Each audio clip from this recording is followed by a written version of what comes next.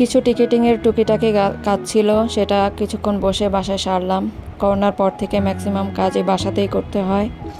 তো এরপরে রান্না করব হচ্ছে লইট্টা শুটকি, যেটা কক্সবাজার থেকে এনেছি কিন্তু ভালো পড়ে নেই, কারণ ওরা এত বাটপার, আপনাকে একরকম দেখাবে আরেক রকম প্যাকেট দিয়ে দিবে। এরপর থেকে আনলে অবশ্যই যেটা দেখাবো সেটাই বলবো প্যাকেট করে দিতে।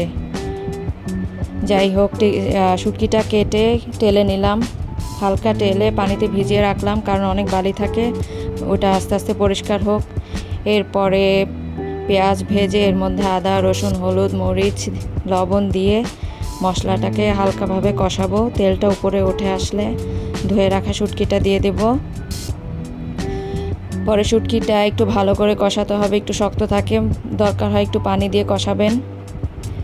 এরপরে পানি গরম করে রেখেছিলাম, সেটা ঝোল হিসেবে দিয়ে দেব। বাস ঢাকনা দিয়ে কিছুক্ষণ ওয়েট করবেন, কারণ শুটকিটা একটু শক্ত থাকে, দরকার হলে আপনি আরেকটু ঝোল দিতে পারেন।